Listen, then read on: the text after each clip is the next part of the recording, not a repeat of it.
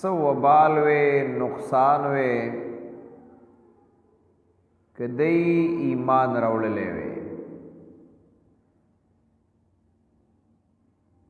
په الله باندې په ورځ د آخرت کې ایمان راوړلې وے نو دای ته څه نقصان معلومه دا شوا چې ایمان دا نقصانی شی نه دی دا د نقصان والا څه خبره نه ده بلکې ایمان راوړل دا سراسر فائدہ ده سراسر د ګټه خبره ده د نجات خبره ده ذکر قرآن دیتا فرمائی وَمَاذَا عَلَيْهِمْ لَوْ آمَنُوا بِاللَّهِ دی بانے بس وبال راغلے وے سو نقصان با پی راغلے وے کہ دی دا اللہ پا ذات بانی ایمان روڑلے وے اور پا ورز دا آخرت ایمان روڑلے وے نو سو نقصان نو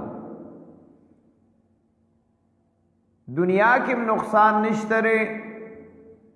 او آخرت کم نقصان نشته پدې باندې ٹھیک شو خبره حالان کې د ایمان راوړلو سره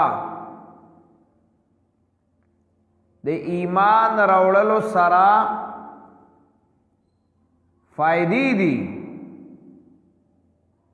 او داغه تذکرہ قران کریم په خپل کړه دا نهم سپاره وګورا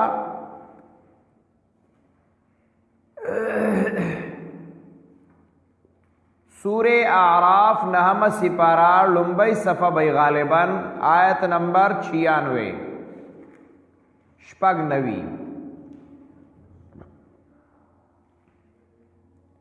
قرآن کریم فرمائی 96 نمبر آیات دے ولو أن أهل القرى آمنوا واتقوا قرآن فرمائے کہ چری یقیناً دا خلق دا دیکھلی والا اہل القرى دا چی پا دیز آئی کل تفسیر تراشو چی دا کلی والا انہا سوک مراد دے وعام مانا دادام ولو ان اهل القرى کچرتا یقیناً دی کلی والا مکی والا ایمان روڑلے واتقوا تقوی اختیار کرلے نو اگورا فائدی اگورا دی ایمان روڑلو دنیا کی فائدی اگورا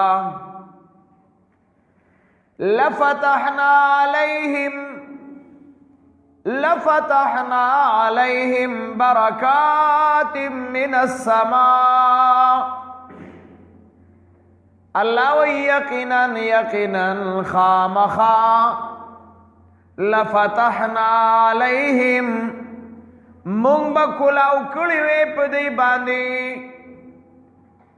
لفتحنا عليهم خامخا مونږ به کلاو کړي وې په دې باندې برکات من السماء آغا برکتنا دا اسماننا برنا والارض دزمکنا خکتنا برنا بم برکتنا خکتنا بم برکتنا خو شرط پا کی داو چی ایمان روڑلے نو ایمان کی دنیاوی فائدہ موا برکتونه د اسمانو د برو برکتونه د زمکیو د خکتو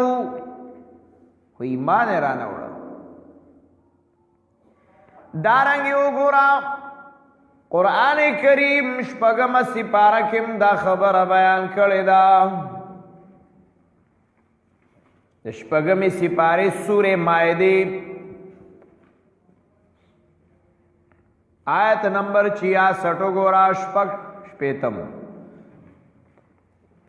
قرآن کریم التم دا خبر بیانی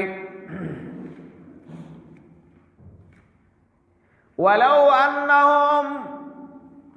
اقاموا التوراة والانجيل وما انزل الیہم من ربهم، کدی ایمان په تورات راوړلې وې، په انجیل راوړلې وې چې پاغې کې مسله د ایمان بالله پرتوا، نو وګوره قرآن دنیاوي فائدې بیانوي. لاکلوا من فوقهم، خامخا خوړلې به وې د رزقونه د برنا، ومن تحت ارجلهم، او خطا طرفنا برنا بم رزقونه وې، نعمتونه به وې، رحمتونه به وې، اور د خطا طرفنا به هم رزقونه و، رحمتونه و، نعمتونه و. دا دنیا کې فائدہ وا، دنیا کې فائدہ دغه وا. نو دلتم قرآن دا مسئلہ بیانی، وماذا علیہم، سو بال بہو پدی باندی، سنقصان بہو پدی باندی، لو آمنو باللہ، کچری دی سی ایمان روڑلے وے پالا باندی، والیوم الاخر، او پورز دا آخرت باندی سی ایمان روڑلے وے. دو خبر دا شو او دریم خبر دا. نو قرآن کریم دو خبر بیان کړي، یو دا لو آمنو بالله، که ایمان دی روڑلے پا اللہ بانی، نو سو وبال او سو نقصان پا کنو، والیوم الاخر، او ایمان روڑلے پا آخرت باندی، نو سو وبال او سو نقصان پکنو. او دریم خبر دا وَأَنفَقُوا مِمَّا رَزَقَهُمُ اللَّهُ، خرچ کڑے وے دی، لگولے وے دی، مِمَّا دا حغنا رَزَقَهُمُ اللَّهُ، چی اللہ دیتا ورکڑے دے، کمال اللہ ورکڑے دے. گورا دلتا عجیب خبر اکڑلا، رزقهم اللہ، چکم رزق اللہ ورکڑے دے. رزق آغتویل شی چی داغی خوراک و نوڑی دستا. دین اہمیت دے انفاق معلومی گی، چستا در خوراک نوڑی داغی د خرچ کولو پاغی بانی د اللہ پا دین و پا غریب پا فقیر بانی د لگولو مسئلہ را. وَأَنفَقُوا مِمَّا رَزَقَهُمُ اللَّهُ، کم شے چھ اللہ رزق ورکڑے دے داغی نم خرچ کئی، یعنی آغی نم خرچ کئی کم چھ د خپل لازمی خوراک د پارائی خودے دے، النور خلا پریدا، لازمی خوراک د پارائی خودے دے نو داغی نم خرچ کئی. خوگرے د خرچ زی پی جندل پکار دی، زکر چی د خرچ زیدی نئی پی جندلے نو بیا مسئلہ اورانا دا. د خرچ زی آغا دے چی کم تا تا شریعت ویلی دی، پا آغا طریقہ بانی چی پا کما طریقہ تا تا شریعت ویلی دی. زکر قرآن یوزائی کی دا خبر اکڑی دا، کلچی 29 سپارہ گوری نو پاغ زائی کہ اللہ رب العزت دیو کس تذکرہ کڑی دا. اول تا فرمائی ما اغنا عنی مالیا حلکا عنی سلطانیہ. سورہ حق دا، سورہ حقہ آیت نمبر 28 29 اتوشتم اور یوکم درشم. د قیامت پر ورځ باندې به بیا وایي ما اغنا عني مالیا، ما ته خو فایده رانه کړه زما هغه مال ما خو دنیا کې ډېر لګولی و، دنیا کې خو مې ډېر مال لګولی و، هغه مال لګول ځای غلط و، طریقې غلطه وه، نو دی به د قیامت پر ورځ باندې وایي ما اغنا عني مالیا، مال خو زما مال فایده رانه کړله. دارنګې وګوره سورې بلد 13 سپاره وګوره، قرآن کریم هلته کې دا خبره بیانوي، آیت نمبر 6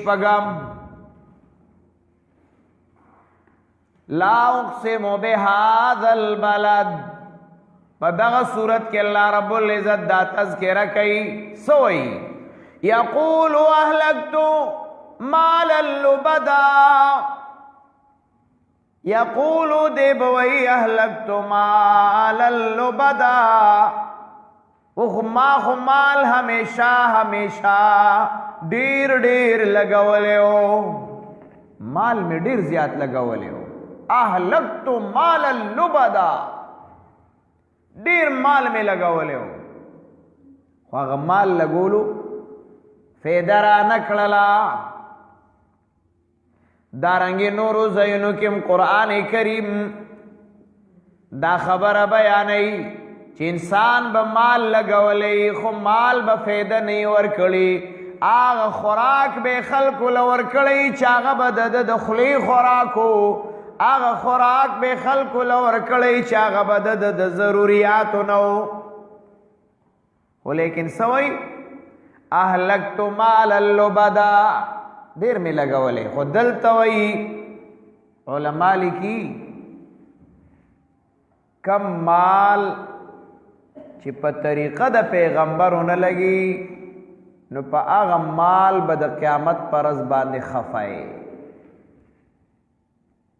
کم مال چې په طریقه د پیغمبر باندې ونه لګېده د قیامت پر ورځ باندې به په هغه مال لګولو باندې خفای، او دا چغې به ما اغنا عني مالیا، مال فایده رانه کړه. کم مال دی چې هغه غیر شرعي طریقې سره لګي، هغه مال دی چې تا په دې نیت باندې ولګولو چې دا خو ما ښه کار وکړه، خو په هغې کې ریا وه، فایده پکې نشته. دا مال دی چې تا ولګولو خو په طریقه د پیغمبر نه و، په بدعاتو کې تا لګولی دی، تا خو مال او دولت په 40 وړاو که، تا خو مال او دولت په جمعو وړاو که، تا خو مال او دولت په کلونو وړاو که، ته خو وی چې هو ما خو په یو خیراتو 80,000 روپۍ لګولې وي، په بل خیرات مې په 40 کې میخې حلالې کړې وي، په بل خیرات مې په کال کې ټول کلی موړ کړی و، اوس دا 40 تیجا شومه چې ورته وایي درېمه لومبۍ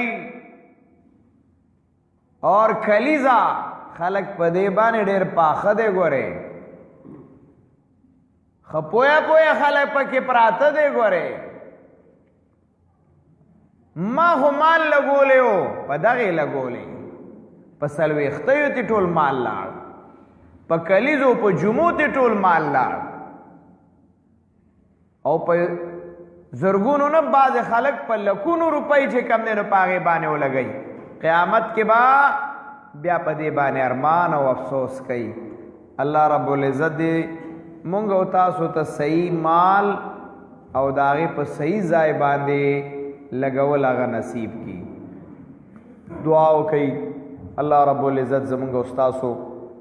د دنیا او د آخرت پریشانی او مشکلات هغه لرې کړي. الله رب العزت دې زمونږ او تاسو د قرآن او د سنت نه خبرګیری هغه نصیب وګرځوي. الله زمونږ مال حلال د غیب او اسباب نه دروازې کولاو کی او الله په شرعي طریقه د اسلام د پاره د دین د پاره الله د مسلمان د تعاون او د نصرت د پاره زمونږ مال او دولت هغه خرج کی. بعض بیماران دي دعاګانو درخواستونه کړي دي، دارنګ نورم ملګری هغه د دعاګانو